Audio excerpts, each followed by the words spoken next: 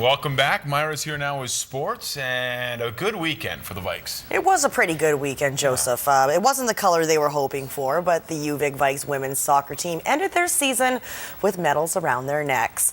A loss in Friday night's semi to the eventual champs from Trinity Western forced the Vikes into a bronze medal matchup with the top team in the country, the Ottawa Gee-Gees.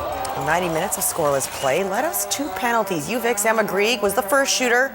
She makes no mistake on the Vikes' first attempt. The one who stole the show was keeper Steph Parker. Here's the save of the season for UVic on the Gee-Gees' first shooter, Christine Harding.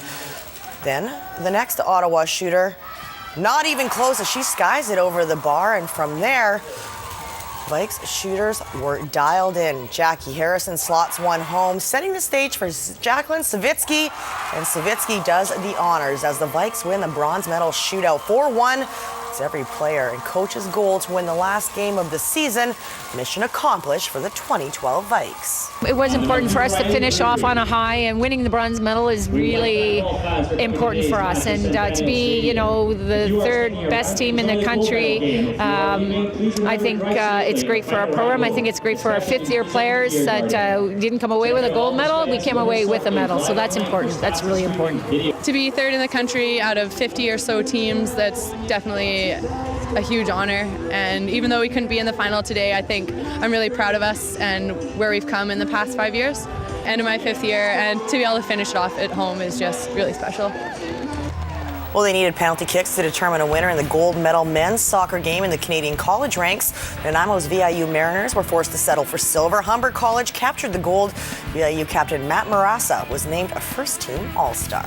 Well, if you like a high-scoring, fast-paced, run-and-gun style of basketball, then the Los Angeles Lakers are going to be your team to watch.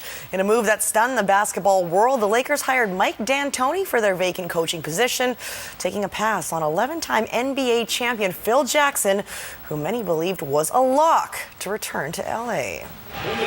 But apparently the most successful coach in NBA history had hefty demands, which included a $10 million per year salary and a stake in team ownership. D'Antoni's salary is for $4 million a season for the next 3 years.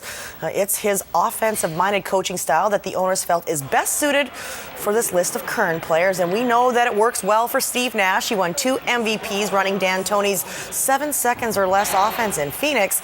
Now, Nash isn't the only fan D'Antoni has in Lakerland. Kobe Bryant is also on board, having idolized D'Antoni as a kid and playing for him on various U.S. national teams. If there's one knock on D'Antoni, it's on the defensive end. But with 2 Defensive Player of the Year award winners in Meta World Peace and Dwight Howard, D'Antoni's D already has instant credibility.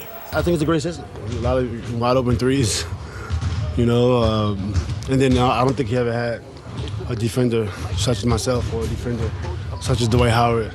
Besides Sean Marion and Rajah Bell, I think those are the only 2 guys that really focused a lot on defense, on this previous teams. And here you got myself, Kobe, Meta, and we love the DL. Yes, defense does sometimes win championships, and it came in handy in 1992 when Nash led the St. Michael's University Blue Devils to a BC championship. That season, the role of Mike D'Antoni was played by Ian Hidlay, and Nash's former coach thinks the Lakers got the right man for the job. Phoenix's heyday, they had, arguably, the best passing point guard and the, fastest player in the league at every position. LA don't have that, but I think you'll find that, in Meta World Peace, in Kobe, and I think surprising you'll see in Pau Gasol, players that actually can run the floor, and I think it'll really be invigorating for Nash to be back in the D'Antoni system. I just think it's going to be a good system all the way around. I'm excited. Well, he's been called the most electrifying player to ever suit up for the Vancouver Canucks. And though the organization has yet to decide whether or not to retire his number 10 jersey, Pavel Bure is taking his rightful place in the Hockey Hall of Fame tonight. The Russian Rocket joins an all-star class of inductees that includes Matt Sundin, Adam Oates, and Joe Sakic. Well, Nail Yakupov grew up idolizing Pavel Bure, and many have called the young Russian star the second coming. He shares his idol's speed, shot, and love of scoring. Island hockey fans will get a chance to see this talent firsthand on Thursday night at Save-On Foods Memorial Center. The WHL All-Stars host the Russian junior national team for the final game of the popular Subway Series. Yakupov faces Team OHL tonight in Sarnia. He spent close to 2 seasons torching goalies as a member of the Sarnia Sting in the OHL. I hope you have your ticket. Word just came from the Victoria Royals staff that the game is a sellout. But you can try selectyourtickets.com anyway. Well, when you grow up cheering for the Saskatchewan Roughriders, you get very familiar with the phrase, "There's always next year." All watermelon heads and green face paint have been shelved for another season. The Calgary Stampeders are moving on to face the BC Lions in the West Final after a dramatic 36-30 victory over those Riders. And we're looking forward to getting that dome next week. BC, we coming. Stamps wide receiver Nick Lewis. Now, he isn't winning any friends in the Lions dressing room. He used part of his post-game interview to trash talk the Lions, saying, "I know they were all in a prayer meeting this morning hoping Sask won. They were probably sitting around singing Kumbaya when Sask scored at the end of the game, thinking it was over. They don't want to see us, just like Sask didn't want to see us." Everybody knows what Nick Lewis is, and he's, that's what he is. He talks trash. He runs his mouth. But, in the end, they still got to come here and play. It doesn't matter what he says.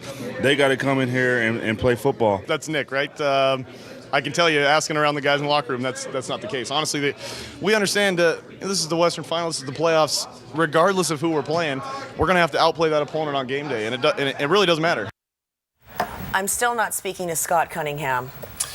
You're a big Rough Riders fan. Yes, and he's a big Stampeders fan, so he called me to rub it in. I think I owe him dinner, drinks, and I think my firstborn child as well. So There you go. At least you can say his name. I screwed it up earlier, so. Scott Cunningham. Myra, thank you very much. Thanks, Joe. We'll see you at Vancouver Island Report. Sounds good. Thanks.